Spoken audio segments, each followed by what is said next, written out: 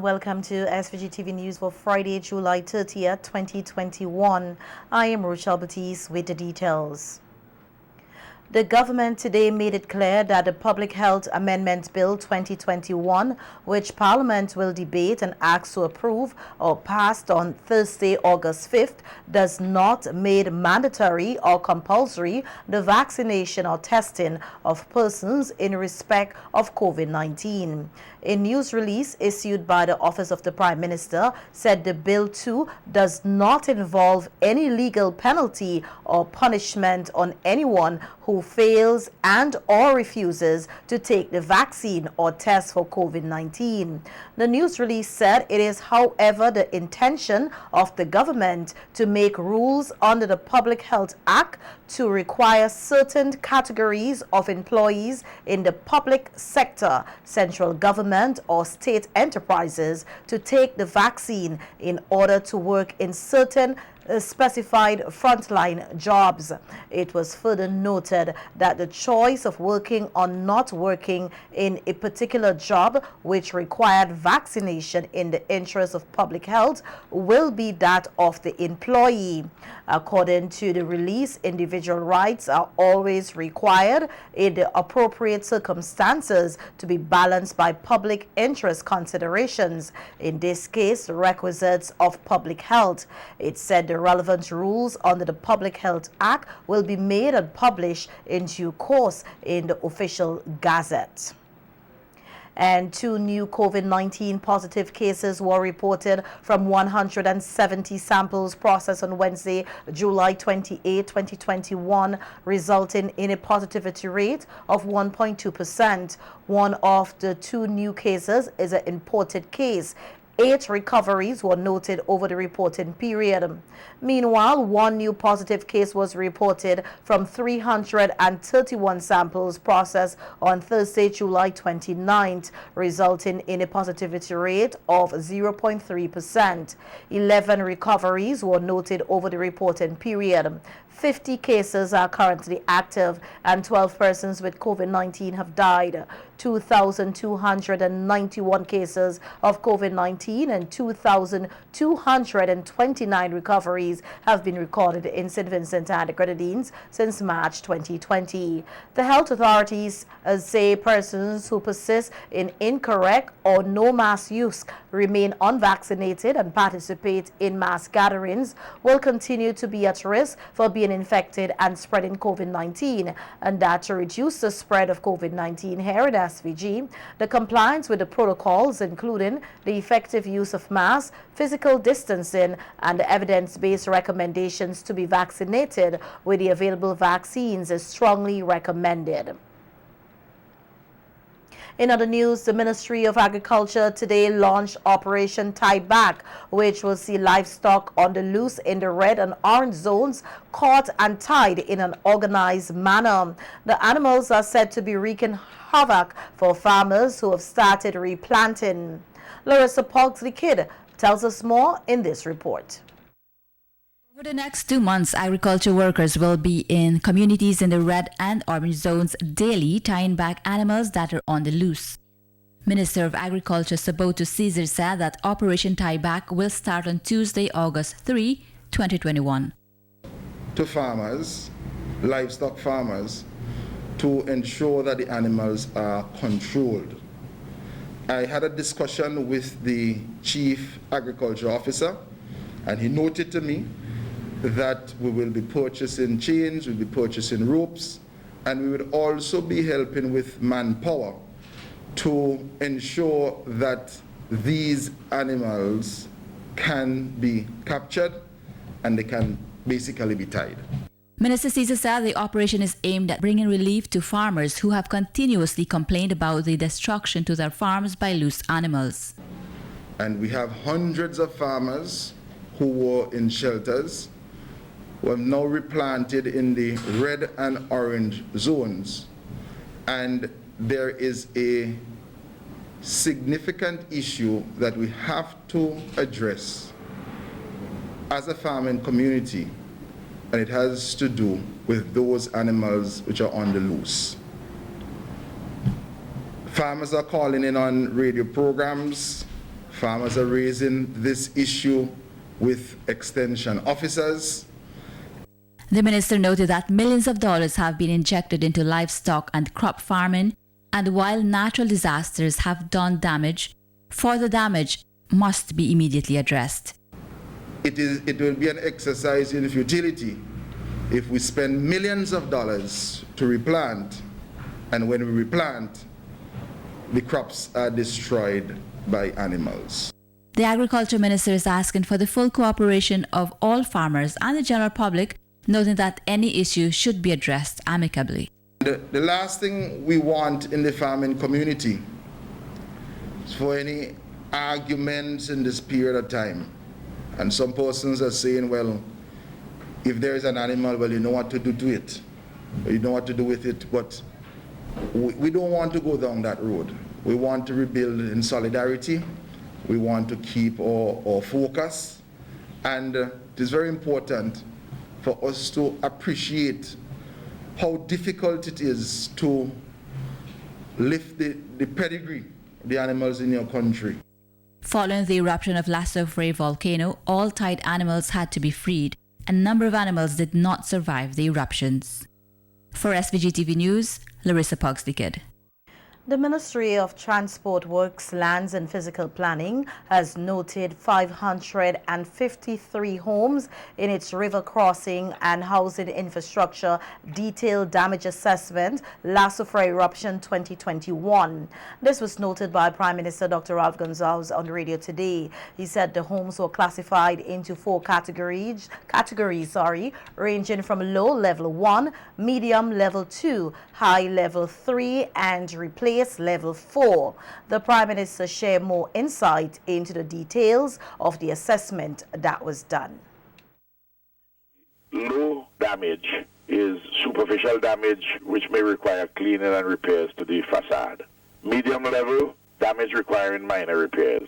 A high level, which is level 3, the building has been impacted significantly. However, it can be repaired and continue to cater to the occupants. And level 4, the building has been catastrophically impacted, structurally compromised, or collapsed, and as such cannot be lived in, requiring a complete rebuild at the same or in an alternate location. And the numbers is 553 houses so identified. According to the Prime Minister, the numbers are expected to increase as there are homes that may need to be relocated based on their present location and as the river valleys continue to expand. At present, 150 of the 553 homes are classified as level 4. This number will go up because there are some houses which have not been structurally damaged in any way, and you don't have to replace or even do significant repairs, but which lie dangerously on the side of the river valley now, and it's expanding. I spoke to a couple of people, for instance, and their houses, nothing was wrong with their houses, but you can see that the river valley is expanding towards them. In fact, in one case, there was already a breach on the bank going to their houses. Clearly, those houses have to be moved, but you can't do these things. When you talk about the number 563 and it's 150 or thereabouts which are in level 4. Plus, of course, you will have to add to that houses which, when we finish the demarcation, which we have to break down and build. So we have to do our work plan in phases. The Prime Minister also shared that the cost estimated thus far for repairs to river crossings and homes to be in the region of $63.6 million combined. This number, he said, is also expected to increase. According to this study which we have here, the cost of this estimated both for the river crossing and for the housing, to deal with the river crossing and the housing. The river crossings is $42.6 million. And the housing is almost $21 million. I have no doubt that these numbers will in all probability escalate. Well, certainly the housing number. And in the case of the addressing the river crossing, some of these river crossings, some significant bridges have to be done. Again, that is another process. The river crossings we're talking about in the various census districts together, the Chateaubriand, Georgetown, and Sandy Bay census districts. You're talking about 61 of them where you have problems, where you have challenges. But on the main road, some things have to be done there. Meanwhile, the Prime Minister said it is his hope that they will be able to hand over the keys to 49 homes at the new Lomans housing settlement in December. The 1, 2, and 3 bedroom homes are being constructed to house individuals being relocated to accommodate the new port at Rose Place. I'm hoping that we could give a Christmas present so that people can go in and enjoy the place. A beautiful site, you know. It's lovely on the hill and the beach just below, the Lomans Beach. It's there are a couple of potholes in the road going over there. Not dangerous to your vehicle, but once we open up the new housing area, we gotta fix those potholes. We gotta get the thing done properly. That's it, and we continue to do our work. Some 47 families will be relocated as a small part of the multi-million-dollar port modernization project funded by the Caribbean Development Bank. The housing units are being constructed at a cost of approximately 4.2 million EC dollars. The impact of the explosive eruption of La Soufrière volcano and Hurricane Elsa has created further economic challenges for the people in the red zone, particularly in North Windward. That's the view of Opposition Senator Chevron John, who was speaking at a virtual meeting hosted by the NDP earlier this week. John said before the volcanic eruption and Hurricane Elsa, the people have been on the margin line of poverty, and now things have gotten worse. My dear people, when you are at the vulnerability level and you drop, you're gone into indigent poverty. So imagine the state of where we are as a people that have been devastated by these events. The loss and damage sustained have grave consequences for our survival, our dignity, and our livelihood. This is hardship on us. We are experiencing, my dear people, tremendous hardship, staying in places we are not familiar with, having incurred and is still incurring additional expenses that we never budgeted for. Senator John said everyone in the red zone have been affected in one way or the other and should receive financial support, not just farmers and fishers. But vendors, the carpenters, the masons, the shopkeepers, the seamstress, the mechanics, these are some of the persons who we classify in the poverty assessment report of 2008-2018 as the working poor. These are the persons who are affected. So all involved have been touched in some way or the other by this economic hardship. John added that in the cleaning up process, more persons from the red zone should be employed, noting the economic hardship they are facing trying to survive in other communities. Cleaning up process has started above the river. With greater collaboration and care for the people, more persons within the communities should have been meaningfully employed. We know that unemployment in St. Vincent is very high.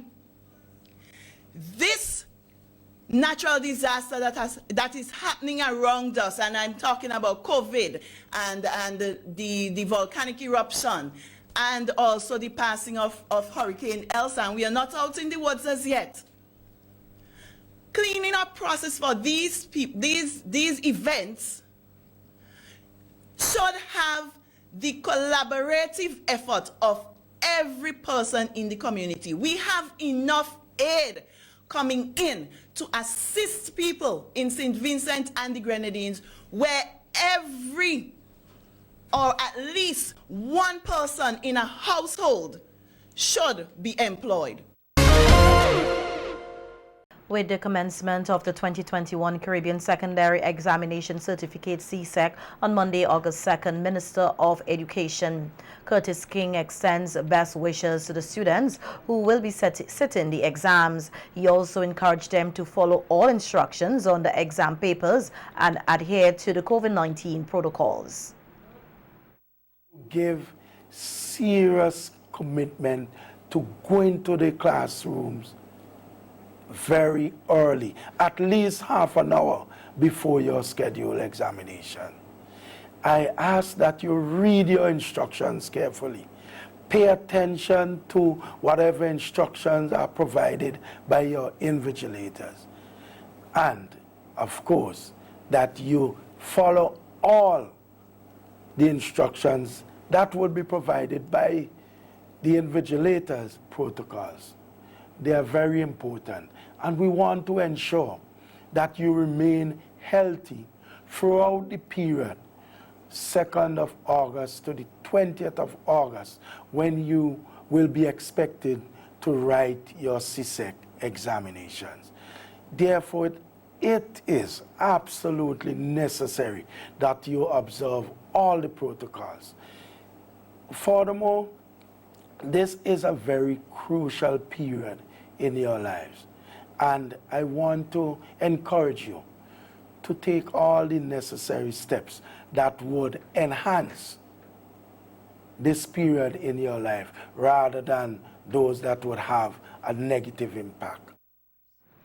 Minister King said he is looking forward to welcome the students on their next academic journey at the SVG Community College. You have done in the past, and you're going to perform well. It is now up to you to fulfill your own mission in terms of ensuring that you come out of these exams with the type of performances that would ensure that you get to continue your educational journey. I wish you all the best, and I look forward to welcoming those of you who would be going on to the community college, whether it is the technical division or the science, arts, and other divisions, nursing, what have you. I look forward to welcome you to the respective division of the St. Vincent and the Grenadines Community College as you continue your educational journey come 2021. The CSEC exams will conclude on August 20th, 2021.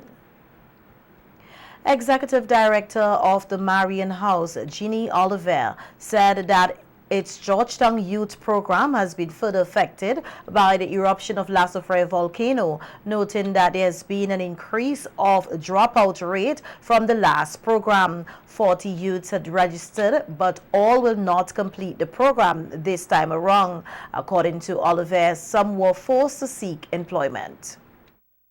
So the upset, physical upset and stress, some of them are, 3 of them are employed. 3 out of the 40 that we took in initially, 3 of them are employed. So that will make it 34 and 3, 37. So it would be only 3 actually who have dropped out. And remember, we usually facilitate the youths, the juveniles from the court. So, and it's very difficult having to follow up with them because of soufrière. The youth program, which started in February, was disrupted by the eruption of the volcano and the ongoing COVID-19 pandemic. Oliver pointed out that the youths had to be working on the shift system, which at times was strenuous. So we had 4 groups of 10, which meant that we had to stagger. One group will come in the morning, one in the afternoon, another one in the morning, another one in the afternoon. So you cover the 40 in 2 days. So basically, each youth was at Marion House for 2 days a week because of COVID guidelines, COVID restrictions. Our center at Georgetown has reopened because during when Soufriere erupted initially, they came to Kingston, so we had to pay passage for them twice a week to come to Kingston. So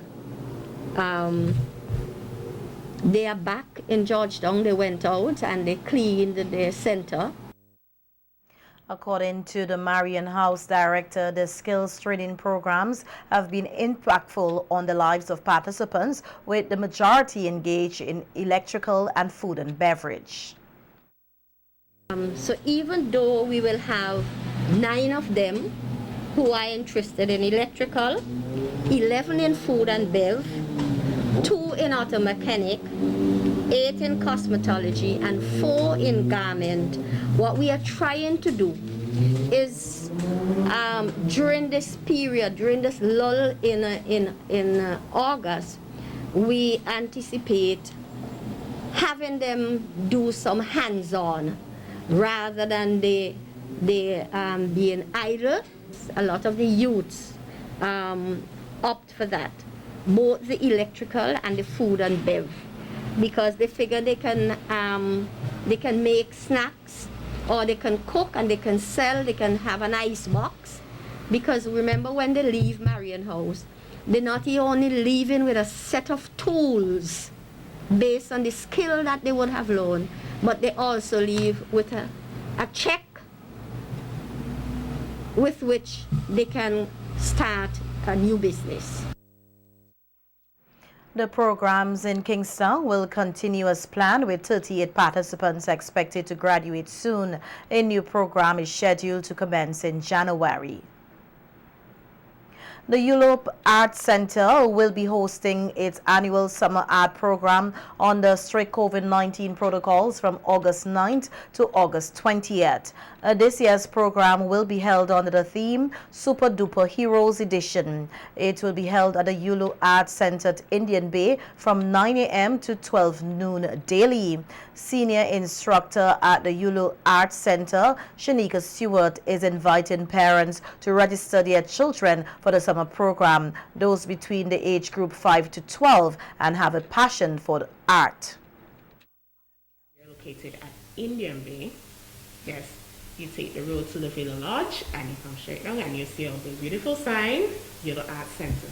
So we welcome all the parents, guardians, and of course our lovely kids to come on out, have fun. You're going to really love this. As my colleague said, it's going to be about heroes. Everything is themed around heroes, and I know the kids need this and deserve this. They're going to love to have something like this. I mean, it was a rough almost 2 years, and we're giving them something it's going to generate them, make them feel vibrant, make them feel alive. You know, we owe it to the kids and the parents too. So come on out, have some fun, and let's create an SVG. And come down and enjoy. And the telephone number to call, it is 457-4493. So for 2 full weeks, the price will be 100 EC. If parents choose to have 1 week, you can have it at 50 EC. Stewart, along with Joy Celestine, outlined some of the activities that the children will be engaged in during the 2-week program. We're having a lot of activities, and we're going to have a lot of fun and creations to be had. We'll be having sculpture making, we'll be doing craft making. Also, we'll be teaching students how to be creative and how to express themselves through the arts. And as you see, the theme is I Super Duper Heroes, where you become your own superhero, or you want to follow somebody who inspires you, and also to teach you to become a leader as well in the use of the arts. I think I'm going to learn how to do good art and become a professional artist. There we go. All right. So guys, I want you guys to come on out. We are here to serve you, and we're going to make sure the kids are good. Things that cute. The Yulu Art Foundation aims to transform lives through art. As part of its 50th anniversary celebration, the Rotary Club of St. Vincent will host a virtual panel discussion on the topic Creating Opportunities Empowering Women and Girls on Thursday, August 5th, 2021 from 7 to 9 p.m. The members of the panel are District Governor for Rotary District 7030, Sonia Aline, Dr. Health psychologist Joselle Miller, president of the Rotary Club of Kingston, medical doctor Dr. Frankie Joseph. The moderator will be Rotarian Dawnette Constant. The club said the focus for Rotary year 2021 to 2022 includes the fight against childhood obesity and the empowerment of girls and women. The 50th anniversary celebrations under the theme Rotary 50th, celebrating 50 golden years of service above self, will continue throughout the year and will incorporate service projects in support of the fight against childhood obesity and COVID-19, the empowerment of girls and women, and peace building.